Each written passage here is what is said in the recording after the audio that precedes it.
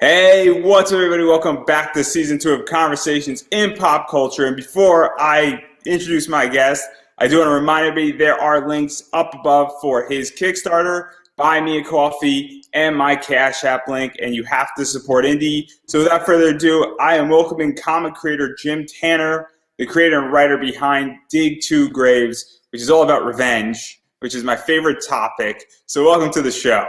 Thank you for having me. Yeah, no, I am very excited because obviously I've read parts of this and I'm new to this series, but I've enjoyed what I've seen of it so far. And I actually got the Kickstarter for, I guess, Volume 2, Issue 2. I'm not exactly sure what it is, but it's the second part to it. And before we get into Volume 2 and what's going on, what is the basic premise of Dig Two Graves? And I sort of tipped off my hat because it's about revenge. Yeah, so Dig Two Graves is the story of this soldier named Miranda who kind of comes home. She's trying to reacclimate to civilian life, and then just suddenly her family is gunned down in the streets. And that's just how issue 1 ends. So from starting on issue 2, which is where we are now, she's starting to kind of, pull the pieces together to figure out what actually happened. So the reader has to kind of go on this journey with her. They don't know why specifically things are happening until she finds out.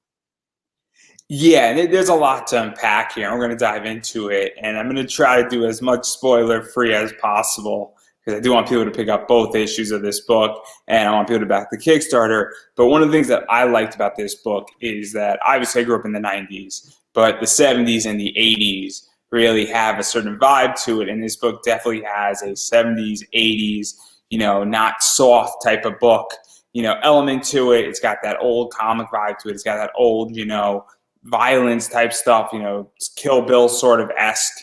And so, what was that like for you to want to go down that path and that style? Because that's something that this book does really, really well. I feel is that it has a very interesting vibe versus, a book that's set in modern times. Yeah, and that's actually the perfect way to put it. I'd say I'm a big movie guy myself, so uh, the series I love movies like Mad Max, more obscure ones like Rolling Thunder, Miss 45. These are all revenge genre films, and it's totally. I wanted to kind of capture that feel of those gritty '70s, '80s revenge movies, but give it a twist. Yeah, a little bit modern. Take away like the superhero aspect in a sense of how some revenge stories the character can just be a one person army, and we try to bring it back down to earth a bit, but while keeping that grittiness you would have saw like say in something like Death Wish or something like that. And I love it. In which I think the '70s and the '80s, as far as revenge and that genre, is the perfect element for it. I think, and you hit it right on the nail of setting the story in that tone. And then furthermore, obviously, I used to work in Washington D.C. I used to work for VSOs, which is Veteran Service Organizations, and so obviously, I like the fact that you picked a soldier. And I think it's safe to say that she's dealing with some form of PTSD, and that she sort of has her rock, which is her husband. She's got her kid, and then she's putting things back together and she's struggling to do so. And then you add on the element where her family gets killed, and that's sort of what's going on. And so what was that like? Building her character out, adding the level of her being deployed and being a soldier, her rock gets taken away, because that's a very interesting thing that's going on. And obviously a lot of stuff can come out of that. So what was that like, really building her character up? Because it's a very interesting character to throw into a story, and if you don't do it the correct way, it could go wrong very quickly. Right. I'm from a military family. I myself didn't serve, but a lot of my family did, and a lot of my friends did. I've had a lot of friends who were deployed, who came back and have been dealing with PTSD, and I wanted to share that story. So in my writing, um, I did a lot of research with them to make it as authentic as possible. I didn't want somebody from the military to read it and say that wouldn't how it be, because a lot of times when you see PTSD in the movies, they treat it as kind of a just one. I guess they treat it kind of in one way, and it's usually kind of like a quick topic, and then they kind of brush over it. And I kind of want it to be as a part of her character, so that way they can see the effects that it can have on people. And like I said, it affects people differently. I've lost some friends to it, unfortunately. So again, for me, it's played a part in my life to the people that I consider very close. And again, that's why I wanted to incorporate that to the story. So uh, everybody can see that how it can affect anybody. And you brought up a really interesting point. I think that it's important, writers, get the luxury of writing about things that they sometimes experience. And sometimes you get the luxury of writing about something you don't get to experience per se. Yeah. And obviously, when you're writing about something you haven't experienced, like PTSD, or there's a variety of other topics that I can name, but obviously this case is perfect with PTSD. How do you, and doing the research is super important, and making sure that you're actually hitting those points and being authentic, because that is super important in writing right now, and especially for an indie comic book. And so what was that like, even for you to say, hey, I actually now need to fully understand this in order to write about it? Because as a writer, you get creative licensing, but you also want to be respectful, especially with a topic like PTSD, to do a comparison that is okay if the truth gets exaggerated. If you're writing about a porn star, it would be a little bit more free-flowing in many ways versus a soldier, and that's a big topic right now in the United States. Yeah, and for me, a lot of it was just getting to know not just my friends, but they brought in other soldiers that they had served with and introduced me and allowed me to hear their stories and to hear what their struggles were. And I think for me, even up until just a few years back, you always kind of associate it to how you saw it in the movies, which is usually like the Vietnam flashbacks. That was kind of how it was always portrayed. And I saw it in so many different ways how it can affect people, and just the depression that can hit, the personality changes. The guys I spoke with were very open how it affects them.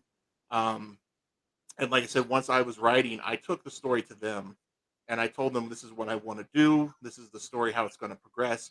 And then they told me, for them, this is, that's not how this would be. They gave me their examples. And then I took that and molded the character to make it a path that people who are struggling with these problems actually said, hey, this is how it affects me. And this is most likely the path I would take. And obviously, even to go further off of this, obviously she is in a very, very unique situation. Correct. Beyond what a soldier would be in. Obviously, I'm sure this story to some degree has happened where a soldier has come back. I mean, statistically, it has had to happen, and they lose their family. But I don't think this is the common story that a soldier is facing, not to mention that during this gunning down situation, she winds up getting hit too and is sort of unconscious and wakes up somewhat confused on what happened. She's bleeding. And so obviously it goes even just beyond that, where now she is saying, hey, I'm messed up and now I want revenge. And so obviously she was being targeted. So what was that like? Because that sort of sets the entire tone of the comic in a lot of ways, is that, somebody obviously was gunning for her or not gunning for her for a reason. Yeah, and especially the opening, the shootout, or I should say, the gunning down of the family is kind of the way of just showing the reader that it's going to, we're not holding back on certain things. So, and the character itself, she has, like, so the journey she's starting. Yeah, you're right. That is the start of it, and there's going to be a lot of stuff revealed as we go along. That's really going to I'm trying to think of a way to say it without giving too much away. It's going to expand her character. Yeah. And it's going to expand the world, and it's going to reveal some darkness. And maybe, people are more gray than black and white. Yeah, and that's the thing too. And one thing I do like about this series is I think we're touching on a lot of different themes that are going to really, I'm hoping, let people think. And again, like you said, it is a story, but there is some, there's elements to it. It's a story, so you want it to be, fun in a sense. So, there's going to be more elements to it that would never happen in real life. But it's as grounded as we can make it without making it too serious to the point of I just can't finish it, or too fantastical where nobody's going to ever believe it. And then obviously I want to get into some more of the fun stuff of this. Obviously she is a soldier. She is combat ready. Yeah. She's obviously dealing with this problem, and now she's realized that her husband and her kid is taken away from her. She is saying, who did this to them? Why did they do this? And well, she has a variety of skills at her disposal. And that's what makes this story, I think, really fun, is that she's now sort of, not necessarily acting like a mama bear and protecting her cub, but she's avenging her cub in many ways. And so what is that like? Because now you have a lot to play with, because obviously if she was deployed, and I don't know her full military background, But obviously, if she was in combat, she has some skills that she could, shoot guns and hand-to-hand combat. And obviously, she probably has some connections on finding people and tracking down people. And so, obviously, this is where the hunt and the revenge element starts coming in. And that's why picking a soldier is great. And you're picking a female soldier on top of that, which makes it into another level as well. And so what was that like building that and getting all those tools to play with? Because there's a variety of tools now that you have at your disposal because of that setting. Yeah, and really in the first book, we introduced a couple characters, one of them being her father, who is himself, he's dying of cancer, but he's a former CIA operative. So she has that element to pull from. And then, of course, she has her friends, her military friends, who would come to her aid, and that we introduced them late in the second book. So, and yeah, like I said, she is a female lead character in this. That was actually something I wanted to do for a while. I actually started writing this back in '08, so it's been in the works for quite some time. And yeah, like I said, there's a lot of fun surprises there, but this is also, I don't know if I've ever, or I believe I have. It's a set series, so there's only going to be 12 issues, and the story will conclude after 12 issues. And so to even talk about that, before we talk about the other side, who she's going up against, we might go in a little bit of spoilers. I'm going to try to keep it as spoiler-free as possible. But even to do a 12-issue series, for an indie comic creator, that is a lot for a lot of reasons. One of the reasons is that it's a lot of Kickstarters. It's a lot of writing. It's also, artists and interest and maintaining interest. And so what is that like for you to take on that? Because most people, if they're doing an indie comic book, they might do 6 issues. To do, I know people who say, hey, I want to do 30, 40 issues on an indie book. And I'm all for it. Don't get me wrong. I love it. I love being, ambitious. I'm doing a lot of interviews this year. I get it completely. I'm expanding my business at the same time, an eBay business. But what is that like? Because it is complicated when you're doing 12 issues on an indie book. For DC or Marvel to do 12 issues, it's no big deal. It takes them a year. I don't know how many months it takes you and how frequently you put out a book. But obviously, if you put out, 4 books a year every 3 months, which is insane for a lot of people, and that's a lot of work, that means that this series is going to be over in 3 years. Versus if you do it twice a year, obviously it's a lot longer. If you do it 3 times a year, it's, going to take you 4 years. And so what is that like, figuring out all that? And also, everybody's getting signed on the indies. And you're right. 12 issues is, for any indie comic creator, especially for myself, who's just the writer. So I wrote and created, but then I have to go out and find people to actually, bring it to life on the page, and that ain't free. So that means I'm coming out of pocket, for all these things. But when I sat down and started writing the story, I came to a point where I realized I could go right into the action, and it would probably cut the series down into 6 books. But I realized that wasn't the character and that wasn't the story. I wasn't being honest to them. So I sat down and I planned it out and I wrote it out and I said it's got to be at least 12 to tell the actual story instead of just making it, just an action movie on comics. And even to talk off of that, because there is a balance between giving people, the mashed potatoes, the asparagus, and the carrots, and then giving them the steak, where the action is the steak. And look, we all know, Fast 9 is coming out. Yeah. We all know there's 10 minutes of action that we want to see in that movie. That's all we really want to see. But those 10 minutes of action have to be surrounded by another hour and 20 minutes of something that actually makes that action worthwhile. It's that great scene, I think it's in Fast 6, when Dom jumps over like the guardrail in slow motion and saves Levy or Lefty or whatever her name is off the top of my head. And like in slow motion, everybody was dying for that scene, but that scene wouldn't have made any sense if we didn't have the build up to that. And that's what I feel in this and in your book in particular, is that you need some of that background and some of those side dishes so that you understand why a mother would go, ape shit crazy and track down her kid's killer and go to no length of the earth to get the job done, and understand who ordered essentially the hit. And because we could just go right into the shootout and not have any of that and just have clearly kid gets killed, your kid gets killed, and you go ape shit killing your kid's killer. That makes sense. But with that, all the mashed potatoes and carrots and asparagus attached to it, it actually means something. And so I think it's super important in a lot of ways that you're doing that. Yeah, because the story, that story feels like it's been told a lot too. Main character has, ex family member killed, goes on revenge in the movie, in the story. And I didn't want that. I wanted to make this unique and different. And I tell people it's a slow burn. Like I said, there's a lot of parts where you're just learning about the people. And there are, quote unquote villains, but they're not, villains in the sense of, you don't want to hate them because everybody's got their flaws. Everybody is good and bad in some sense. So we're trying to build a world where you can see people just for maybe being too altruistic. So, and so yeah, that's kind of what we're hoping to do with this story is build a world where people appreciate all the characters for all their flaws, and they don't use those labels heroes and villains because in the end, I mean, everybody's probably just bad in this book for good or bad reasons. Yeah, and I mean, this soldier Miranda, she's not an angel by any stretch of the imagination, and I got a feeling we're going to learn about a lot of her, screwed up past, for lack of a better word. Yeah, so as we dive more into it, definitely, again, without giving away too much, the character. I mean, nobody wants an angel for a character. Everybody has to be flawed, or else what's the point? So, but I think people will be generally happy with how this story is going to go.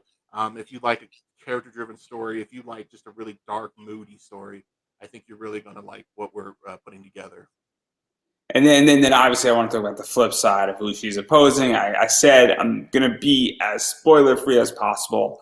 Obviously, she is dealing with a guy named Arturo, who is a criminal kingpin, might be not the highest guy up on the rung. And obviously, he has his reasons why he did what he did.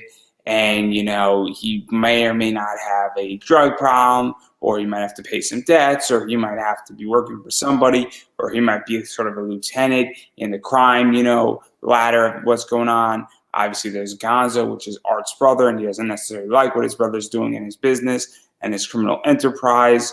And then there's obviously Max, which is Art's kid, and he has a big ego, and that also might play into why everything happened.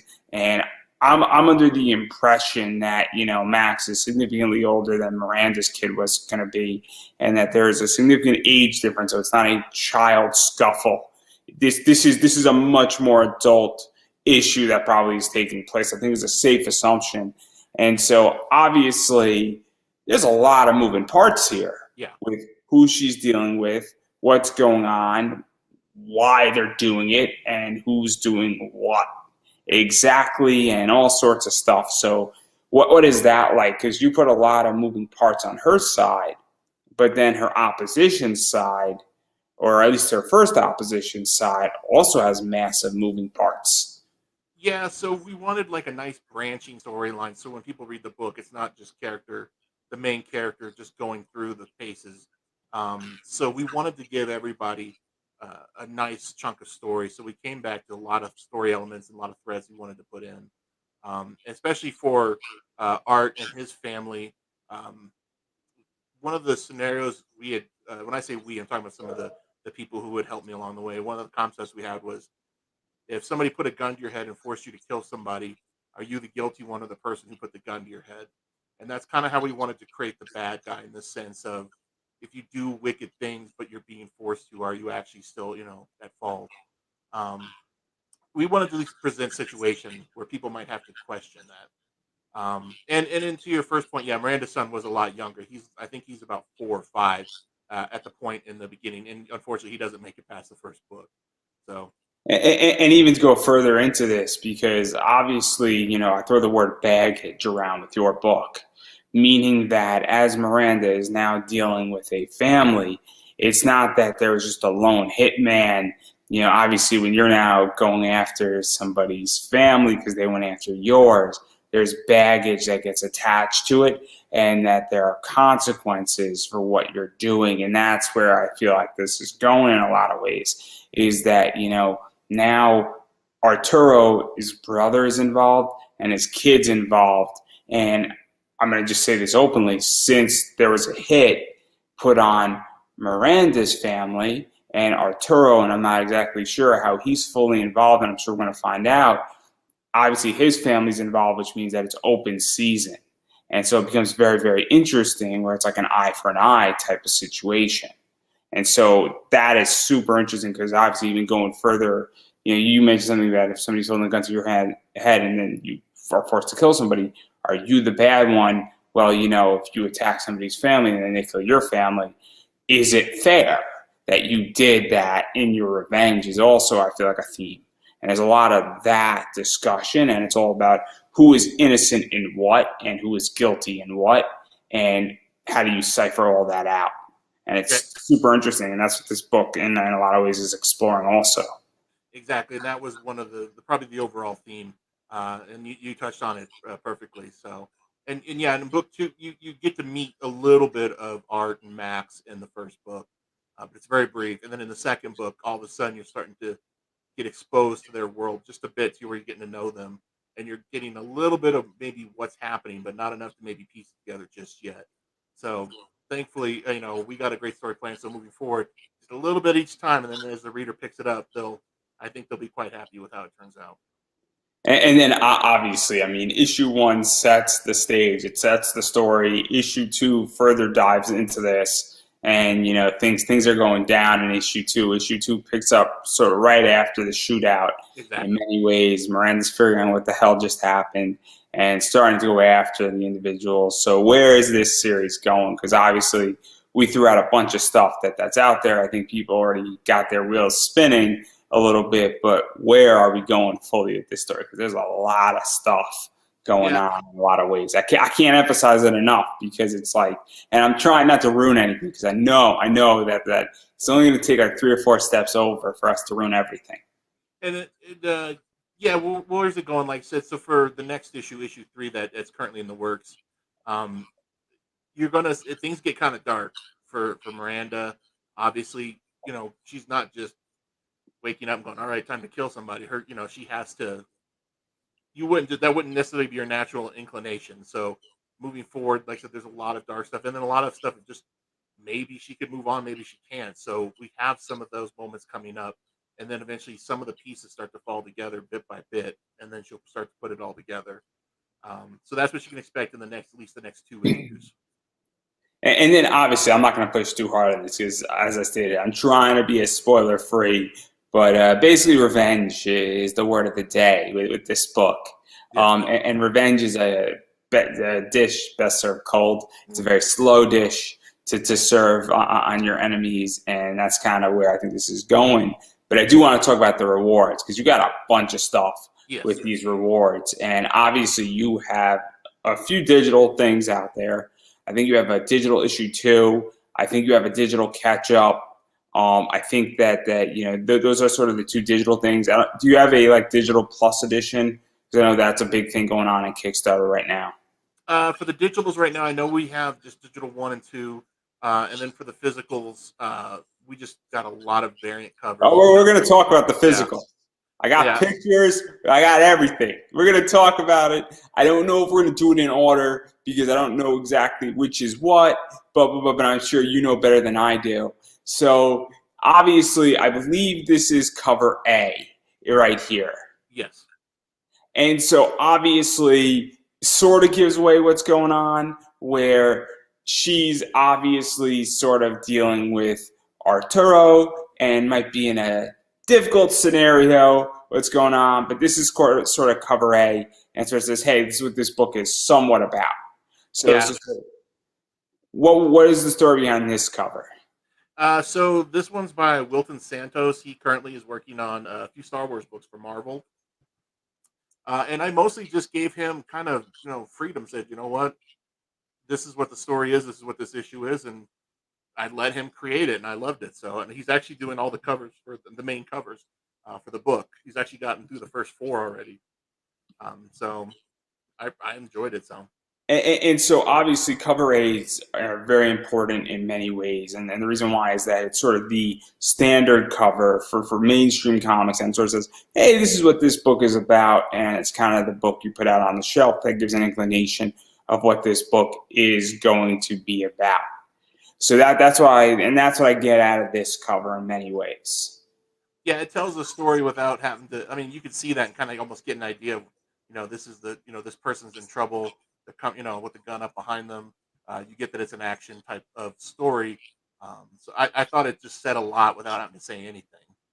And then now we're going to do every other cover out of order because I have no idea which covers belong where. But I'm going to show pictures, and there might be some virgins in here, and there's some standard covers. So I'm sure you're going to correct me on which is which. We are very unprofessional here. It is what we do. I'm letting everybody know. But this cover right here is not the Virgin. I think it's variant cover C. And obviously, this is cool in a lot of ways. And obviously, we get a blood spattered, I'm assuming it's Miranda type person on this. And what's the Zerby on this? Because this is a really cool cover. And obviously, Nathan Sardes, I'm probably getting his name wrong to this cover. So this is one of those things that's cool. I've actually never spoken to him, only chatted with him. I've always just pronounced it Surdy or Surdsy, something to that effect. So I couldn't correct you in a way. But yeah, he's currently he's doing covers for DC, and I believe he's doing some for Marvel. And with all my covers, I just tell the artists, I say, you know what, you take you take what you think and interpret it. And then he put it in his style. A lot of his stuff is kind of has that same look, and I dug it, and I said, cool. So, but yeah, I'd like to have my artists have the freedom to create what in their style what they think looks best. And then this is the Virgin of that, which is really cool too. And I think the Virgin is super limited in a lot of ways. I think what is there only like 50 of them, or I think we limited. I'm not sure. I can't remember. I'd have to look. I can't remember now, but I think we limited only one cover, and that was the one nude variant we had as an option. I think that's the limited one. and but obviously Virgin covers are very big as well at this moment. Yeah. And so what is that like? Because obviously we're going through a bunch of other covers in a second here, but even finding these artists, because obviously I have this problem as an interviewer of finding people, and I go through a variety of different places. And how do you find an artist? Because that's a big thing, and you have a lot of covers. And I mean, you never spoke to him, you never met him at a convention. And so how'd you go even finding him? Say, hey, I got this project. Are you interested in doing it? Like, how do you is it Facebook groups, ArtStation, DeviantArt? Like, I'm super curious. It's pretty much those, just going through, seeing people's posted art. Sorry if you're hearing my dog. And then just casting a wide net, saying, hey, I love your art. Do you want, are you free to take some work? And then go from there. So I'd say I hit about 50% about the people I ask, or to get work from them. But yeah, if I like somebody's art, I'll reach out to them and see if they're willing to do some work. And then obviously one of the other things that I really like about this campaign as well, beyond just because I never heard of certain artists that you've done, and I know a few artists briefly, and I've just seen some of their stuff around, but you also have a lot of different styles as well. And this is another one of those, where this is very different from cover C, and I think this is cover E. It looks like it's cover E. It might be cover F. I'm not too sure. Yeah, and that was actually the idea. Was I wanted to have something for everybody. And this is more new school in a lot of ways. This is more, cartoony. It's more anime-ish. It's definitely, more of that vibe. It's more of, like sort of, I guess, saturated and popping a little bit. And it seems almost more lighthearted, where if you put this on a different book, I wouldn't think anything of it. Like you put this like on a Scotty Young book or something like that, like it could sort of fit in. Yeah, and I thought, sometimes if we're deviating too far from it, but I really liked it. Jose Carlos Sanchez is the artist on that one, and he's done a lot of stuff for me. And I really, yeah, like I said, it's kind of got that anime feel to it, or that somewhat of a cartoonish feel almost. And his art, you can do, serious or not. I just love the way that looks. So, and I thought, you know what, I think there's going to be people who would like just something different. Because yeah, if I could get a Scotty Young cover, that would be awesome. But he's probably out of my price range, and or he has no time for somebody he's never heard of. So and then there's obviously I think this is the Virgin variant as well is as well as out there. I'm not too sure if I might have messed up the images on that, but obviously there's a Virgin of it as well, I believe. yeah, we tried to give that for every cover like an option because I know some people love having just nothing on it so they can enjoy the artwork of it, and for some people, it doesn't matter. So I wanted to try to give as many options as available for everybody. This is the Virgin, Yeah, and then this is the trade paper, I guess, back version, for correct. lack of a better word. And so obviously that's cool, and I like that, and those are just two of the covers, and then obviously there's this cover as well, which is another cover, and obviously we got a lot of fun. Sort of, she's bloodied up, she's sort of changing out. We get that playfulness, but it's not a very playful cover, I will add. It's sort of very cool though, where like she's pulling down, her clothes and sort of cleaning up, and I like how her gun is sort of in the bathroom with her. Yeah, and we actually, like I said, the people that I've worked with, I had discussions about because the book itself is it's very serious, and there's really nothing sexualized in it. There is nudity in the book, but it's nothing that nothing about the character being sexualized, at least in my opinion. But with Kickstarter, obviously, the more you have is the better chance to reach more people for reward tiers and stuff. So we And decided to that's throw a few in there. Virgin too. Yeah, so it like I said, I'm on the fence a little bit about them, but I know people like them. This cover got a lot of people interest in it, so yeah. And like I said, it came out great. So and the color on it, I thought looked amazing. So And to even talk about that, because obviously I come from the Zenescope world. I buy and sell very playful, provocative covers on eBay. yeah, I don't deal with nudity covers because selling a nude book on eBay has its own rules, and I choose not to play with those rules yeah, because it is more of a headache than it is worth my time. But I do like their playful covers. I like what is known as good girl art. And a lot of stuff and a lot of covers, there's good girl art on the cover, but the book isn't good girl art. And it's just a selling point, and it's a big discussion that's going on right now in yeah. comics. And I'm sure you're in indie comic groups, and I've seen this from people who do $30,000 on a Kickstarter and people who do $2,000 on a Kickstarter, and everybody has an equal say in this. And obviously, there is a big debate: do you need new covers to be successful in Kickstarter? And I would make the argument that you really don't in a lot of ways, and it's really up to what your book lends to, who your audience is, and where that's going. But it is a very interesting thing. Obviously, I like all sorts of covers. I like covers that are cool, and obviously you have a variety of covers. And even going off of that, what is that like to give so much choice? Because in my view, choice is key here with Yeah, Kickstarter in particular. yeah, and I mean, I looked at other Kickstarters and seeing what was being offered, and I wanted to be comparable to them. Like I said, obviously, we decided that some tasteful nudes we would do. Like so there's one that is actually a nude cover. Um, but yeah, and like I said, I personally I'm on the fence about it, but I know there's a large community of comic collectors who prefer them, and I have nothing against them. So So this is to talk about the nude cover. This is another cover, and then there is a nude cover of this book yes, out there. And so obviously this is the new cover. Don't worry, it's censored. yeah. And what was that like to be able to even just do a nude cover to give it? Because it is nice to give that choice to somebody. And obviously, to get more of what people can see, obviously it's a cool cover with her having just regular clothes on, being sexy, and I think it's an awesome cover. And then obviously, the nudity adds an element to it as well. And I think it is important that you give sometimes your audience something and give them a little bit of a choice on, saying, hey, if you want a nude cover, I'm not giving it to you on A, B, or C, but on D, you could have clothes or unclothed, and well, those people who want it can then get it. Yeah, and for us, it became a point of as long as it still seems like it could fit the world we're setting, so it's not overly gratuitous. And obviously the arts it came out amazing.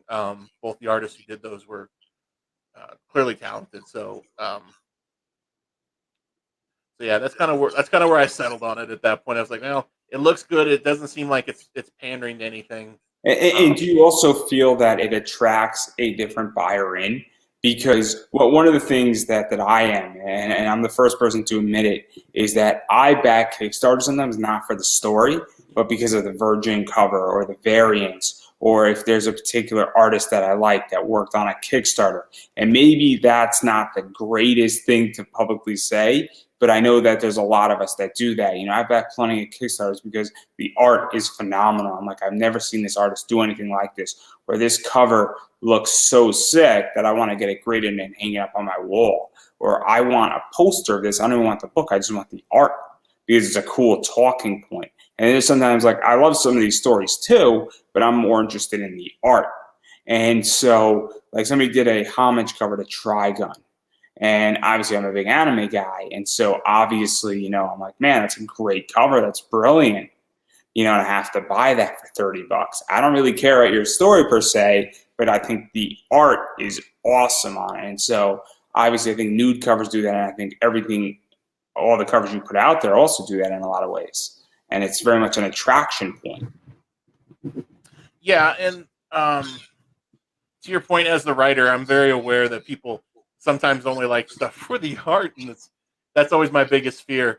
But I also am a comic collector, and I have many books that I bought exclusively because I love the artist, and I've bought books just because I like the cover, and so I'm just as guilty as that as anyone else. So, that does play into it. I want to offer something. My hope is everybody buys it and reads it and enjoys the story.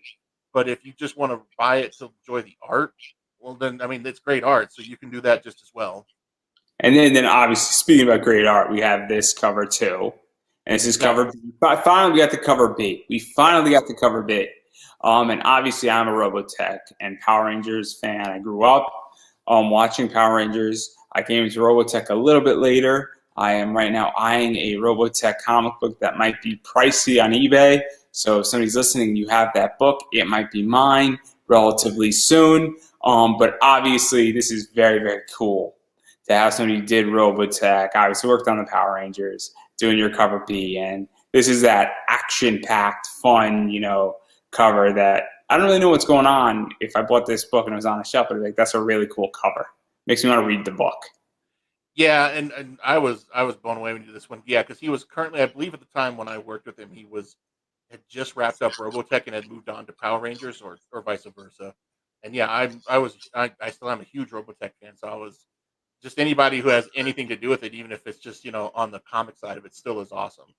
And then, like I said, his work is amazing. When he gave me that, I was blown away. And I actually have spoken with him again, so hopefully he'll be doing another variant on the next Kickstarter for us. And so this book just makes me want to read this book. It makes me want to say, hey, I want to read this thing because if the book looks anything like this, it's going to be a phenomenal book. And because this cover sort of is a really good representation of that. It really is. And then obviously I want to talk about this. And this is obviously the Virgin variant. And this is a cool one too. And it's just sort of that like portrait-esque thing. And it's just a cool cover. And it's very stark. And, it's one of those things. And obviously Aaron worked on Teenage Mutant Ninja Turtles. And so obviously a lot of cool stuff's going on with this. And a lot of people from the mainstream industry are coming into indies. And they're working on your books. And so what was this like? Really having that, and also there is the regular cover of it as well. But I do want to show the Virgin more because I think the Virgin's beautiful. Yeah, I was really excited about this one when I got him to come on. He actually did one for this one and another comic we have in the works that I'm just kind of sitting on waiting for that Kickstarter because they're both great. And it couldn't have come out any better. And he's got a large fan base, and I've had them reaching out to me saying they have to have it because they have to have all his covers. So, and again, it goes back to my entire thing where obviously that's a big bring in for you because obviously as this is going on, you say, hey, I'm a fan of this person's work and I need to have it. And then they're backing the Kickstarter, and they're probably not just backing for the regular version; they're also backing for the Virgin cover as well. because people who like me, and obviously I'm caught in the middle because I'm also a comic book investor, and everything that I buy for the most part, 90% of it at some point will go on sale. And so I bet on artists and a lot of stuff, and a lot of other people do that as well. And so obviously a lot of people might be saying, hey, I really like this guy's work, and I think it's going to go up in value as well. And it must be very cool for you that people are saying, hey, I don't really know necessarily this story. This seems really cool, but I'm really interested in his art. And then you make the pledge and the backer on that project because of an artist has a big fan base, and they're helping to get your Kickstarter across the line in many Yeah, ways. and that was kind of that's always the hope too when you try to get artists that are on projects that people know, because as great as an art is, if people don't know the name, sometimes they just kind of skim it and move on. So I try to make sure I get artists that have worked on major titles, so that way when people stop, they're like, oh, okay, so I know this guy who's worked on. I think the last one Aaron did was Ronin, which is part of the Teenage Ninja Turtles. And just on a side note for that one, I spoke with him about it. So if anybody does get that cover, they can send it to him, and he will do the signature / like put the a little drawing on it. He does that for his fans for a fee. So. And then even to go further off of this, because one of the big trends that I'm noticing, and obviously I'm coming at this as a podcaster, is that a lot of top industry professionals are now doing a lot of indie books and are coming into indie. And there's a lot of reasons why. I think that indie books are really hot. I also think that, some of these top people, sometimes they are in between gigs, and that, maybe, IDW or DC or Marvel doesn't have something for them. And then they're like, hey, I'll do a few indie covers here, a few indie covers there. Some of these people are really fast. I don't know if you know who Elias Chazus is. I know the name, but the guy could do a cover in a day. Yeah. That's really fast. That is. I mean, and so, if he wants to turn out a lot of covers, he can, and so other people are slower cover artists, and that happens. And so obviously I don't know how fast Aaron is per se. I don't want to put him in a bad spot, but he might be able to turn out, 2 covers a week. And so if he has, certain covers, and then all of a sudden he did 9 covers in a month, or he did 6 covers in a month, he might have a spot for an indie book. And so why do you think that, though, a lot of big names are now coming into Kickstarter? Because I'm curious, because obviously you booked some big names, and you've booked people from all over. I mean, from Titan Comics all the way to Boom, all the way to Marvel, DC, and IDW, which is Teenage Mutant Ninja Turtles. I mean, and DC too. So you've run the gauntlet in many ways. I've been fortunate. I would attribute it to a few things. One, a couple of the artists I actually got to right before they started getting published in the bigger works. So I'm sure I got a better rate than they're probably going with now. And you probably gave them early work, and you probably might have even made them be able to pay their mortgage. I'd like to hope so. So, and I could tell you that it's kind of, as an aside note, and I'm sorry for interrupting, but I've gotten people before they became big. And while I wasn't paying anybody for an interview, I was giving them a lot of free publicity when nobody was giving them, and then they come back on. Because when they're bigger, because they're like, oh, I get it. You actually were my first interview. You were somebody who was actually presenting my work to like 400 people before I got my big break. And I think a lot of people are very appreciative of that. And I think that that's also part of it. And I could see that as well, because, the indie comic scene especially is really good for just helping each other out. I mean, just with this Kickstarter, other guys who are running Kickstarters have just been super gracious, reaching out, willing to share posts, willing to give advice to help get the word out better. It's crazy how much, the indie comic scene is people willing to help each other, as opposed to, I would assume when it comes to the bigger guys, they're going to be a little more cutthroat with each other because it's all about the bottom dollar.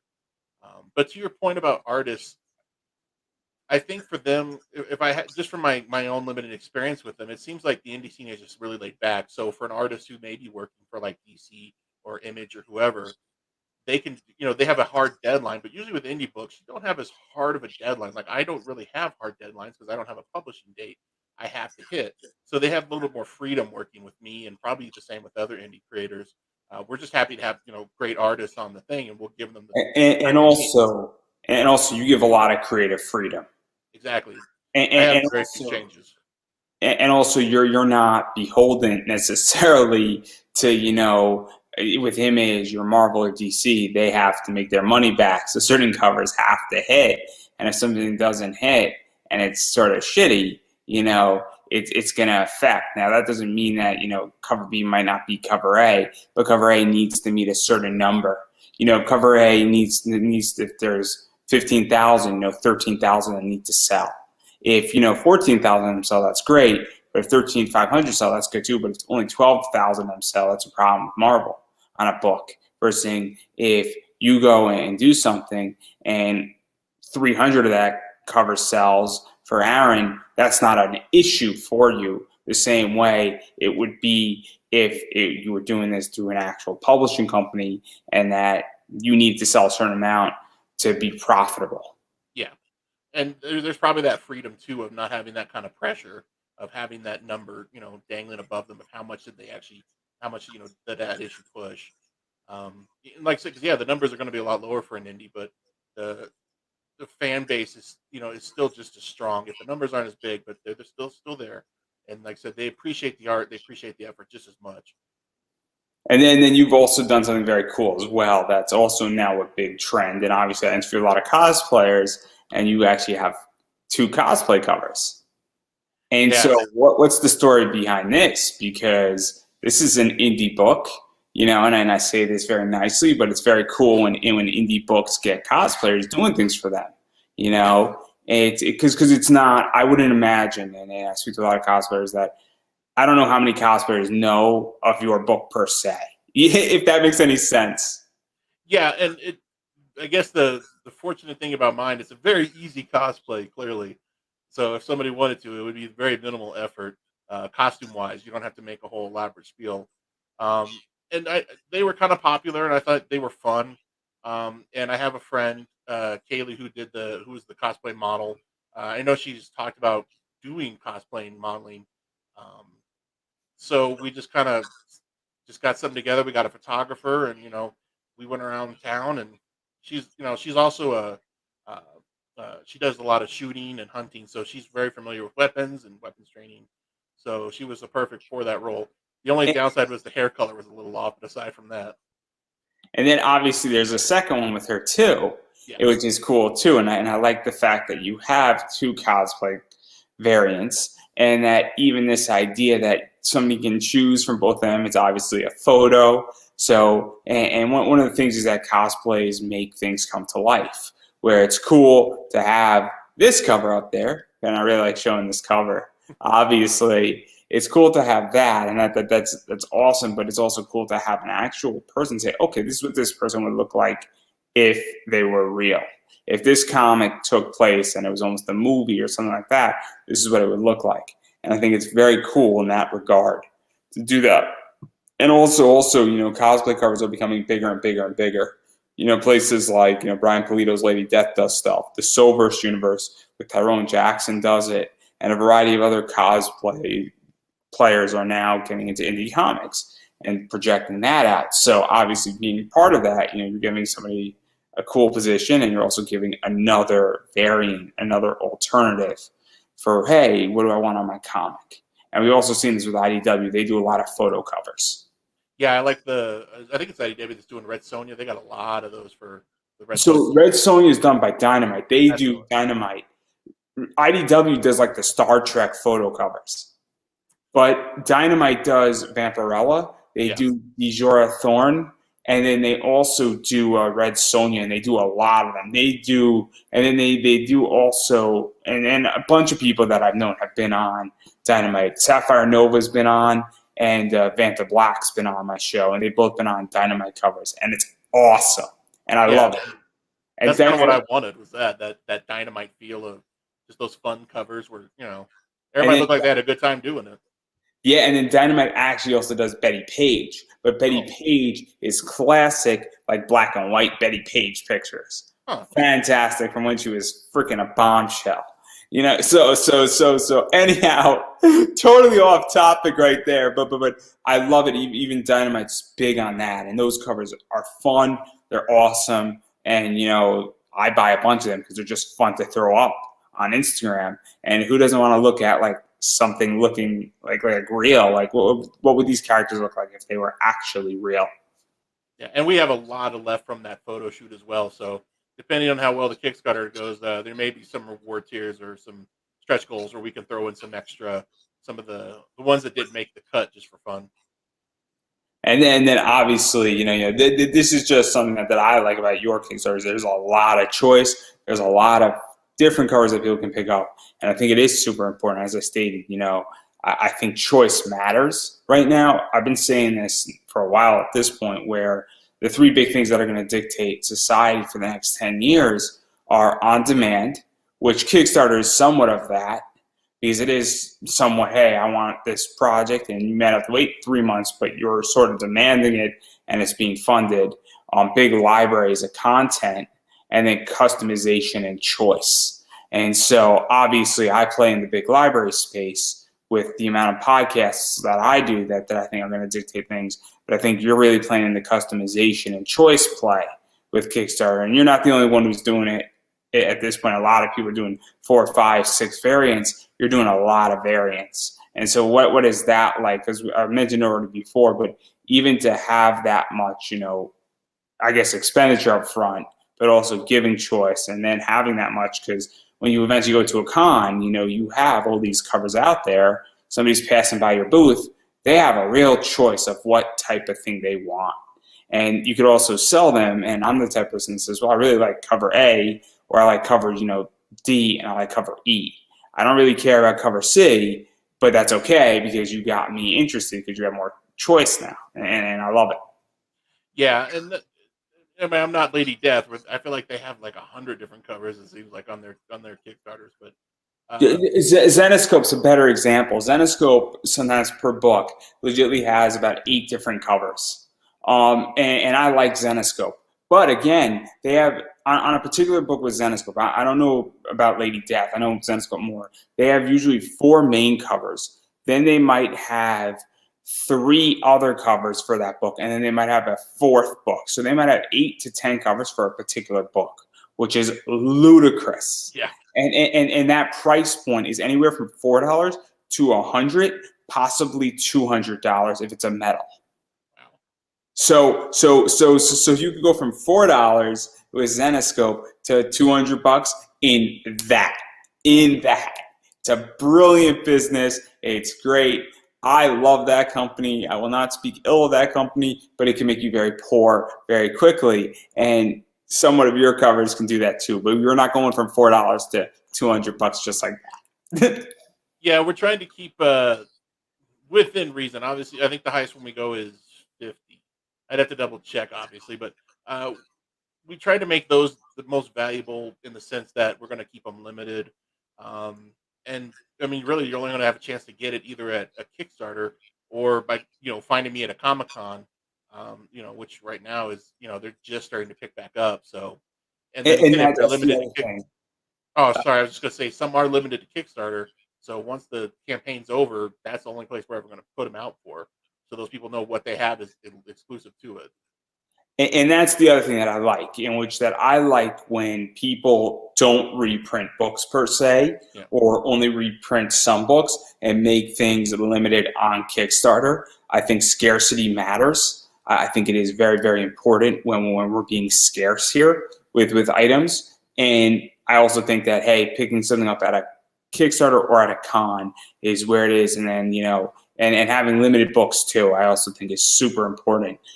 Because it does make me feel like, hey, I'm backing this book, because I'm sure you've backed the Kickstarter, and I backed the Kickstarter for $60, and while the books were getting signed by the people involved in them, the 3 women who wrote the book, and it was being sent back and forth on a book plate, I wound up learning later on I could buy that book for $18 on Etsy from the same guy, maybe not signed, but I could go get it signed myself in a lot of ways. So, I don't really appreciate when, things go south.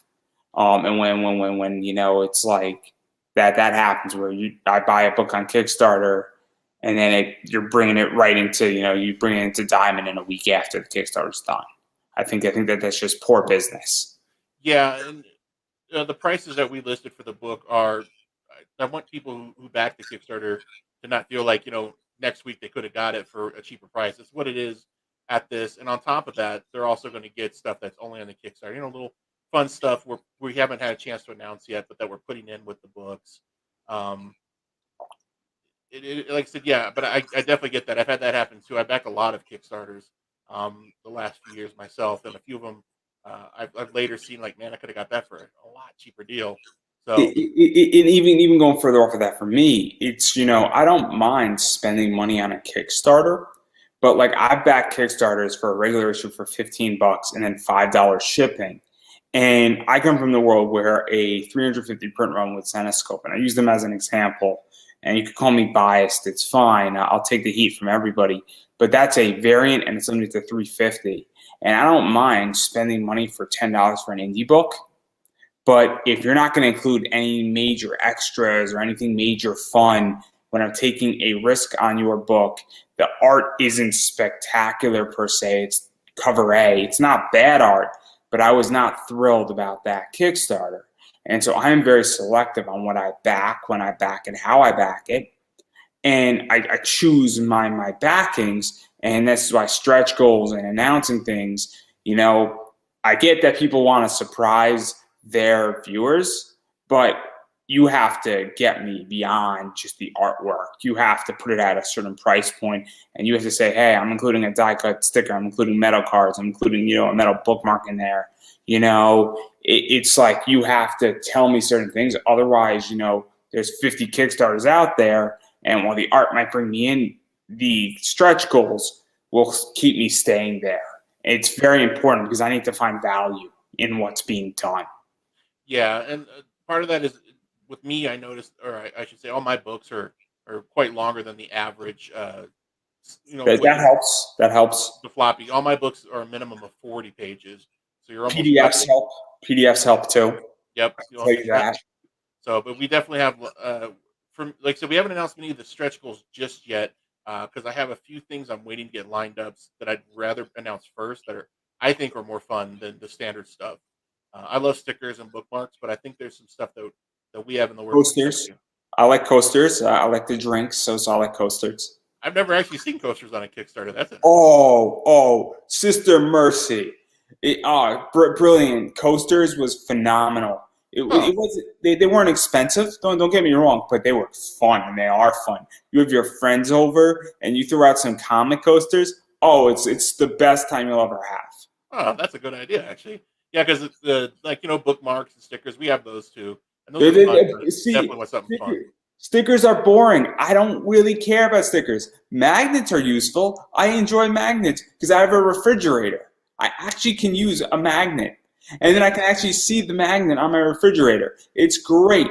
I love metal cards. Metal cards make me happy. Anybody who does a metal card in their Kickstarter, I will back your project if it's a stretch goal. Like, no kidding. No kidding. Do metal cards and I will back your Kickstarter and I will champion your Kickstarter till no amount of end. Because I love metal cards. Like coasters, they're fun because they're actually practical and they're talking points when I have my friends over and we're playing board games with each other. Yeah, and that I said I've never seen. I saw somebody recently who had a record, like an old school vinyl record you could get with. That's cool. I appreciate that. I don't have a record player, but that's cool. I would put it up on my wall. It'd be a fun talking point. I'm an old hipster. I still got records up the wazoo, so I still listen to. And so, but to get back on track, you also have posters that I think deal with the cover. You could be likeness in the book. There's also an ability, and I'm not too sure if it's gone yet, but an alternative cover. I'm not too sure what that exactly means. So for the biggest tier, it actually was back, and then unfortunately they dropped. It was something that I thought was unique. Pretty much, you have the option to create your own cover. Like, you tell us what you want, and then our artist will create that cover, and then we will print 10 of those covers just for you. So you will have the 10 exclusive covers to do with as you want of the cover you designed for that book. Oh, that's cool. Yeah. So if you ever wanted to get your talents in other words, it's essentially a commission that gets turned into a cover, and then it's 10 of 10 that you own. That is correct. Plus, you get everything else in the Kickstarter. I mean, you get everything in the kitchen sink at that point. And so I already know what to do with that, and I already know the perfect thing to do with that. So I know who that should go to. Also, if somebody was very very smart and they wanted to be entrepreneurial, it's Yeah. his comic shop guys. I'm telling you, it's the way to go. But obviously there's a bunch of rewards. You got some stretch goals coming too, and you don't want to announce it yet. So you can continue to be selfish. It's all right. Well, I just there's one I'm really excited about, and I want to make sure that it's confirmed before I make the announcement. You're probably going to do bookmarks usually, right? I Well, mean, yeah, most likely. bookmarks, Right? stickers. We already got those ready to go. I'm not going to make a big deal of this because I feel like those pretty much come standard with every Kickstarter. And, So and then, and then, I mean, trading cards is a possibility because that's always something that's easy to do as well, and that's nothing new. Because I think what you have in your head is more out of the box. Is yeah, a fair assessment, you yeah, know. and there are trading cards. Those are added. I think I don't remember if we put a picture in just yet, but we had them homage the '90s Marvel cards. So they got the borders, they got the same type. I mean, so they look like our car or our characters in the '90s Marvel trading And, cards. and so, and so, I mean, we're not really spoiling anything. Those things have been done. A lot of people do it. Yeah, I mean, they're cool. They don't excite me per se. Again, I have no use for stickers. I have uses for metal cards and magnets. So I love my magnets. My magnets upset people when they come into my apartment and it's beautiful slash my house slash my parents' house. It's really mine. They just happen to live here. They'll tell you otherwise, but they're wrong. But I digress on there, and I do want to talk about Kickstarter and back out of yours for a second. Obviously, Kickstarter has been a very interesting place for the last 18 months. I think it is a safe assumption. And obviously, a lot of big names have come into Kickstarter. A lot of big names have left Kickstarter, and people have been kickstarting like crazy. I am already maxed out by 6+ my entire backing this year, and we are in June. And there's been phenomenal projects that have come onto Kickstarter in the last 18 months as well. So, where do you feel Kickstarter is going? Because it's a very interesting place on who's on there, and even just I feel like the quality of projects has risen tremendously in the last year or so. yeah, because my first book I kickstarted, and that was at least 4 years ago now, maybe a little bit longer. And just the whole scene around it is so different now. Um, and like you're saying, yeah, like now you have big name people coming and putting their projects on there. You have big companies. Yeah, You have Keanu Reeves, Scott Snyder, Todd McFarlane, AEW. Who would have thought a wrestling company with the put butts in seats, and AEW was really big behind that book, would be on Kickstarter? I mean, if you told me 2 years ago that AEW would be where it would be at, and that they would be very influential on Kickstarter, I would tell you, what are you smoking, right? I think you would make the same statement. And so obviously that's gone down. And then you have other people like Brian Polito, who does very well. And then you have people like Tom Hutchinson, who does extremely well. And then you have projects like, Dawn Mateague and JP Roth with Divinica that has done very well. And a variety of other people are now entering, and then Boom Studios. Boom Studios, obviously beyond going beyond Berserk with the Power Rangers, has done very well. So obviously indie comics has been a very cool thing, but it's also been very complicated because all those people came in, not Don Mateague and JP Roth and a few others were sort of on the peripherals, and not Tom, not Brian Polito, but Scott and Keanu Reeves came in, and there were more projects being funded when they were involved for about the month leading up to it and about 2 or 3 months after. And now there's less projects on Kickstarter, and there's actually less success rate. yeah. I mean, it makes sense from even from just a corporate standpoint because you go to your audience and you find out exactly what they want as opposed to printing, say, a million of something and hoping you sell those. You go and find your audience and know, well, we only need X amount to satisfy our core audience, and so we don't have that extra overhead. And that you find your audience right there, and even for a little bit smaller, not just independent, but it's like Todd McFarlane. It frees him from any kind of need of any kind of comic or corporate entity. Not that he really needs that, but I get the appeal of it, but yeah, it can get a little smothering as because like the smaller guy can be getting pushed out just a little bit. And then obviously you were speaking before that the indie community though has been very helpful. And look, I mean, I would say overall, I would say it's about 90-10. So I've had 90% of the time a good experience and 10% of the time. And 3 weeks ago, apparently everybody was at war with each other in the indie comic world. And I don't know about what, and I was the victim of getting attacked randomly because of somebody I interviewed.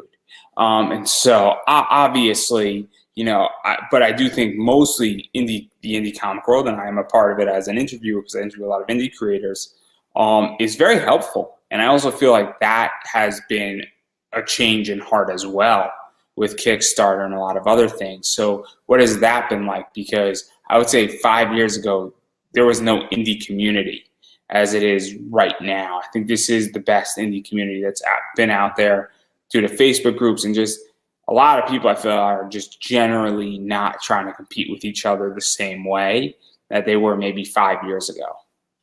Yeah, and I can't speak to any kind of drama. I wasn't aware of any anyway. I wasn't either until I got attacked. I was perfectly happy, doing my thing, interviewing, and then I get attacked, and I'm like, well, what's going on? And then I speak to a bunch of people, and they're like, yeah, something's going down. And apparently, everybody from every different angle was like, it was bad. Like a month ago, it was 3 weeks, to a month ago. I don't even know what happens because I'm not an indie comic creator, and I get attacked, and I'm like, I'm just the interviewer. Don't shoot the messenger. All my experiences has been great. So I mean, I do stay out of. I don't when it comes to like social media. I don't get into the. I know there's a lot going on in the world of comics right now. It's kind of divisive, not just indie, but I mean like stuff the mainstream. I try to stay out of that. Just I'm not the kind of person who likes to be opinionated in public. I don't like it either. Yeah. That's why I don't know why I got attacked. I'm still confused. I'm still upset. I'm very upset. I mean that sucks, man. I like I said, but thankfully for me, everybody I've dealt with has been super awesome. And I mean, I had to go to therapy. It was horrific. Wow. That's extreme. That must have been. I don't know what those people were mad. I was legitimately like after getting attacked for like an hour. I was visibly upset. Like I like to think I'm a tough guy, and I like to think and look, I've been in enough fights, both physically, and I've been in Twitter fights and Twitter spouts and Facebook fights, and there's been explosions, and I wasn't visibly upset. The person attacked me on Facebook privately, and I was visibly upset. Huh. I'm like traumatized still. It's horrific. Well, that's awful, just in general. I don't know why I was attacked. I don't know why, and I'm still confused. But all I know is I'm going to post cat videos in his group as revenge. But yeah, for me, thankfully, it's been smooth. I mean, knock on wood, obviously, but everybody I've engaged has been really nice, really supportive. That's how I feel 90% of the time. And even when people say, hey, I'm not interested, I find that people are very nice about it. Like, yeah, cool show. I'm just not interested. It's not my thing. And like, yeah, but I really feel that the community has evolved in a lot of ways as well, where people are actually genuinely nice to one another in this community. And sort of that leads me into COVID. Because I think COVID has sort of forced that in a certain way, because COVID hit, shut down every con, and one of the only venues that was open was Kickstarter in a lot of ways. And so what was that like for you? And obviously, it also, I felt that bonded a lot of indie comic creators together. And even going forward, obviously, as you stated, cons are opening up back now. Where do you think they're going? Because obviously, we're going to get back to them, but what does that path look like in your view as an indie comic creator? Because for me, as a panelist, it looks very different. Yeah, I mean, I've just started to get the invites again about coming back to the local cons where I'm at. I'm in Colorado, and for myself, I'm still a little bit tentative about large groups. You spend a whole year being afraid of it, so I think a lot of people are going to be like that initially. So I expect the first few cons. I mean, I could be wrong too. People could just be itching to get out, but I expect the first few major cons around here to have like a smaller audience than they typically would. just because people want to put the feelers out. So, and I'm Do you also feel that there is a change though? Because I'm a big adapter to technology, and obviously last year I adapted from doing pre-recorded to doing live, and I did a lot of content. And the way I see it is, while cons are going to come back, I don't know as far as content and media push that the same demand is going to be there because I think I could get whatever I want now off the internet. In fact, I've gotten more stuff off the internet at a much easier and lower price point than I used to before. And as a eBay seller and a reseller and buying merch, it's never been easier. I mean, COVID has benefited me where legitimately a business that I didn't even know existed was built in COVID for myself. And maybe not a business, but a side hustle that now is slowly transforming into a business. And even something like this, I don't think that if COVID happened, this would have occurred. And I don't mean you and me, I mean the 150 plus interviews that I've done in the last 18 months. So, and I don't think it's going away, even with cons coming back. And I think that creators are actually going to be relying on more of this stuff because this is just as powerful as you sitting at a booth for 3 days in a con, even though you're not selling a comic book, because people now, 200 to 300 or 400 people are going to be able to see your name and actually say, this is Jim Tanner, and actually have an idea of what your book is about. And that might be more powerful than you selling 50 comics of your book at a con over 3 days. Yeah, and definitely for people like me, it's going to make this is better. I probably get more reaction through something like this than at a con, because at a con I'm a one guy in a sea of other people that nobody knows, and then they're there for the Frank Millers or the big names, and you're just trying to grab their attention on the way to one of them. So yeah, I could, and I've seen how cons themselves have changed, and all the people that would show up and do the autograph sessions and all that are just doing everything kind of virtually now, and I'm sure they probably prefer that in a sense, because now they don't have to sit there for 8 hours a day, having to greet everybody, getting potentially sick. Not even COVID, just all the germs in general. But yeah, or even seeing people. I don't know about you, but I don't love a bunch of people. I like maybe 10 people in my life. And I'm very honest about it. I enjoy interviewing people, but if I have the ability to, do a panel live right here in front of 300 people on the internet, I would do that every single time. It's so much easier for me. And so that's how I view it. And so I think this is going to be just so much more influential. And I don't think these types of things are leaving. And I think this is sort of the new thing for comic creators. In addition to being at a con, I think this has to be now a major factor is doing an interview almost every week if you're a comic creator. Yeah. Minimum. And yeah, I mean, I'm just starting to kind of, with this Kickstarter, realize how much I need to do more this kind of presence, podcasts, webcasts, things like that. Yeah, so I'm learning as I go. Just it's a learning curve, and again, I've never run a Kickstarter. At some point, I probably will. I am just way over my head in everything that I'm doing, but this isn't about me; it's about you. I'm in the same boat. I'm not. Well, I'm sure I'm going to be in the same boat you're in when I decide to run a Kickstarter, possibly in the next year, if I get to it at all. But as soon as I'm ready to do it, I'm sure I'm going to be in the same boat, because I'm sure I'm going to have that learning curve, and I'm sure it's going to be a fun time, and all the stresses of a down day are going to all hit me. And if you make friends with me on Facebook, you're going to see like post after post after post. It's like, I only got $300 today. It's like yesterday I got $305. It's terrible. The world's gonna end. It's definitely a roller coaster. Oh, and it's gonna be like, you're gonna see me for like the entire 30 months of my Kickstarter. Every like 5 minutes there's gonna be a Facebook post. I got $1. I got $3. I got $4. It's gonna be like a ding alert going crazy, like an Apple notification. Oh, it's gonna be great.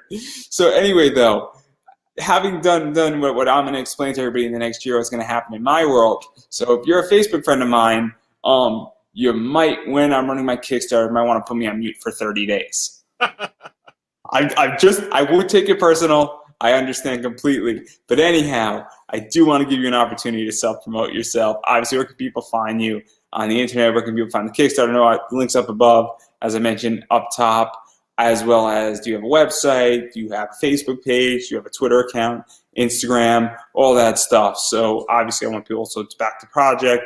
As I stated, Kickstarter is up above, but again, tell people where they can find you and all your stuff that you're doing. So definitely check out Kickstarter, Dig Two Graves. That's live now for Instagram. It's Sketchy Nuke. Also on Facebook, you can look up SN Comics or just myself, Jim Tanner, on Facebook. Like I said, I'm pretty open. I always tell people who back or just look at the campaign, hey, tell me what you like, what you don't like. I'm always willing to take suggestions. If there's types of rewards you want to see, hey, you're my audience. I'm trying to appease you, so I'm always open. So please feel free to reach out. We don't have a website just yet, but it is in the works. Yeah, and on that note, and I've been saying this over and over again, and you're going to keep hearing me say it, you have to support indie.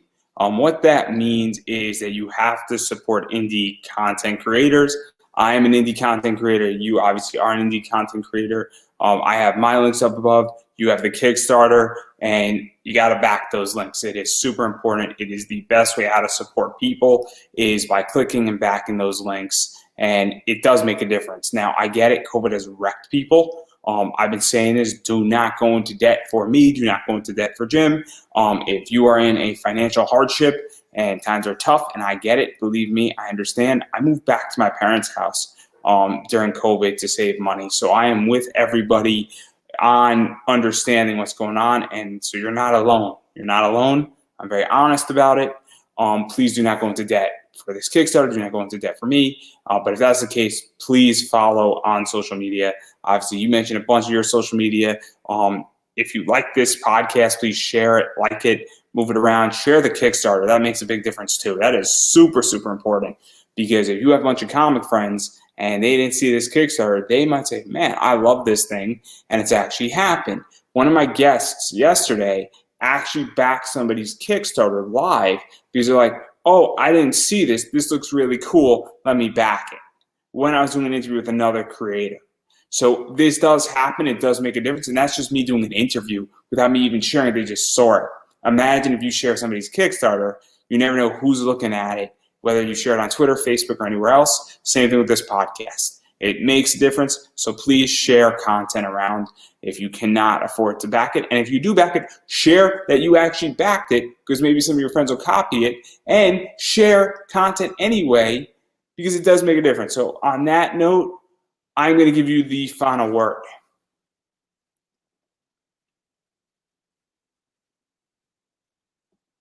Did I lose you? Oh.